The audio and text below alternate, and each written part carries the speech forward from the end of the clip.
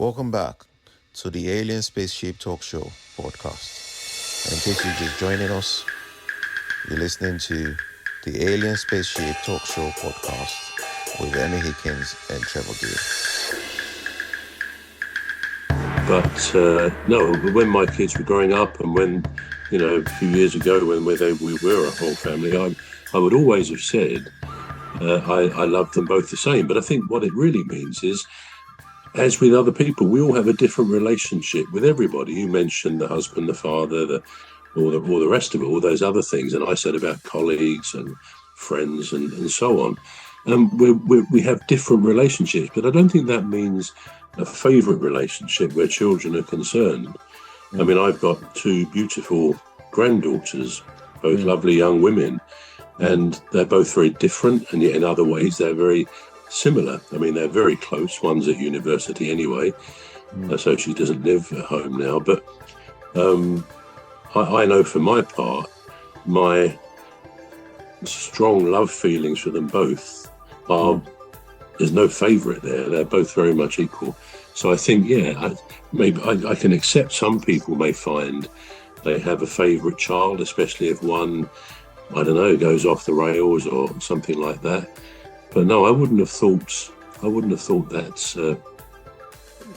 possible for many people. Just one thing that occurred to me, by the way, when just going back briefly to the red thread theory, the red cord, we're into spirituality. There actually is, I forget the actual chapter, but in the book of Genesis, in the Bible, it does talk about a red cord.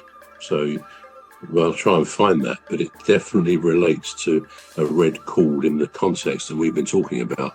Anyway, that just came to me. But going on from what we were saying, do you think we can ever forgive somebody without excusing their actions? And I think that's kind of where I'm coming to the end of this love thing, because to have a loving approach, people who have a terrible situation, they still seem able sometimes to forgive the perpetrator. And the latest example I have of that is the American guy, Charlie Kirk, who was assassinated fairly recently, 2 or 3 weeks ago. Yeah. And I watched his wife talking at the funeral, I think it was, and she said, and she was welling up, but she kept control generally. But she said, as a Christian, she said, I forgive what he did, the killer. And it was tough to watch it, really. But she obviously meant what she was saying. But do you think it's possible to forgive somebody something like that without being able to excuse their action? Is that a genuine forgiveness? Is love that strong? Wow. Yeah, I mean, that is a really difficult example to use to illustrate it. But I understand.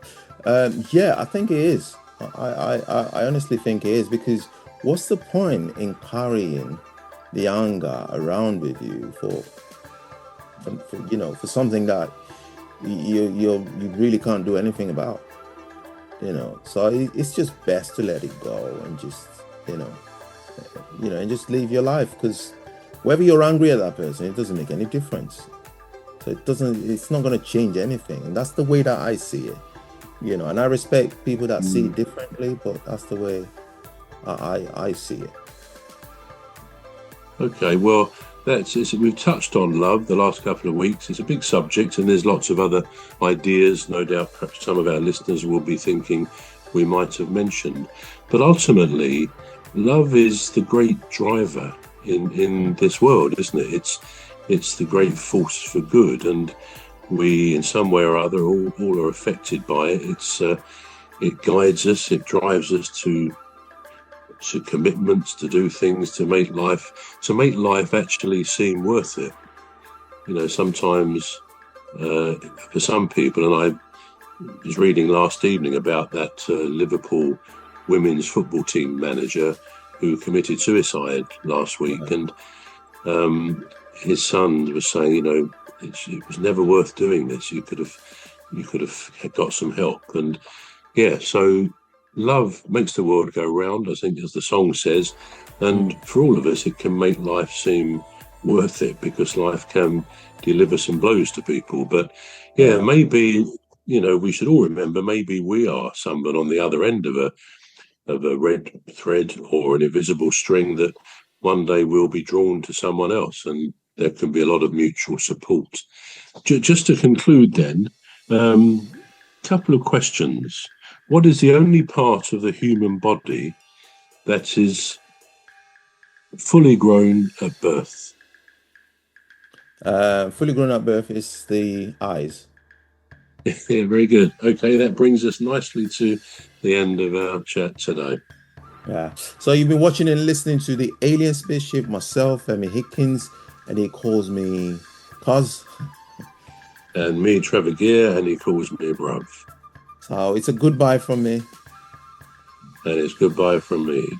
Yeah, join us again next Deepstuff week. Radio podcast for Deepstuff Records.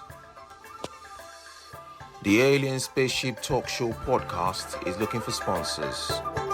If you're a company out there looking to spread the word about the products and services you provide, please get in touch with Deepstuff Radio Podcast on info@deepstuffrecords.com, or to use the contact form on our website to contact us, please visit radio.deepstuffrecords.com.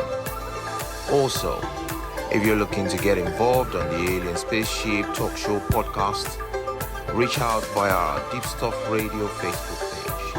Thank you.